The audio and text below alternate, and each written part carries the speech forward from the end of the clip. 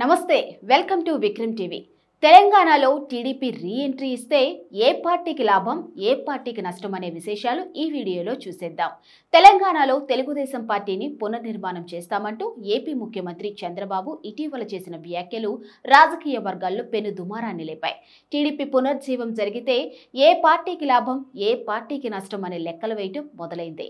ఇక తెలంగాణలో తమకు ఎంతో కొంత నిర్మాణం ఓట్ బ్యాంకు ఉంది కాబట్టి ఒంటరిగా పోటీ చేసిన కనీసం 10-15 స్థానాలకు పోటీ చేసి 5 నుంచి 6 సీట్లు గెలుచుకుంటే టీడీపీ ఉనికిని పదిలపరుచుకోవచ్చని చంద్రబాబు ఆశిస్తున్నారని సమాచారం। మరి 3 ప్రధాన పార్టీలైన కాంగ్రెస్, బీజేపీ, బీఆర్ఎస్లపై టీడీపీ ప్రభావం ఎలా ఉంటుందో ఇప్పుడు చూద్దాం। ఆ వివరాలు తెలుసుకోబోయే ముందు మా విక్రమ్ టీవీ ఛానల్ ని సబ్స్క్రైబ్ చేసుకోండి। మరిన్ని అప్డేట్స్ కోసం పక్కనే ఉన్న బెల్ ఐకాన్ ను కొట్టడం మర్చిపోవద్దు। ఇక వివరాల్లోకి వెళ్తే ఏపీలో బీజేపీ ఇప్పటికే తెలుగుదేశం, జనసేనలతో కలిసి కూటమిగా ఏర్పడి ఘన విజయం సాధించి ఊపు మీద ఉంది।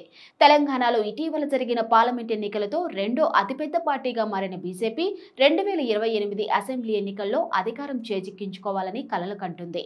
ఈ పరిస్థితుల్లో తెలుగుదేశం, జనసేనలు తెలంగాణలో కూడా చేతులు కలిపితే బీజేపీ బలం పెరుగుతుంది। తెలుగుదేశానికి ప్రధాన ఓట్ బ్యాంక్ అయిన కమ్మ సామాజిక వర్గం ఖమ్మం, నిజామాబాద్, హైదరాబాద్ వంటి చోట్ల గణనీయమైన సంఖ్యలో ఉంది।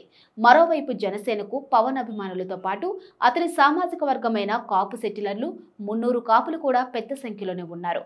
నిజానికి పవన్ కళ్యాణ్కి ఆంధ్రాలో కంటే తెలంగాణలోనే అభిమానుల సంఖ్య ఎక్కువ। కాకపోతే అతను ఇక్కడ ఇంతవరకు బలమైన పోటీదారుగా అనిపించకపోవడంతో 2019లో ఏపీలో వెయ్యనట్లే ఇక్కడ కూడా అభిమానులు కూడా ఓటు వేయలేదు।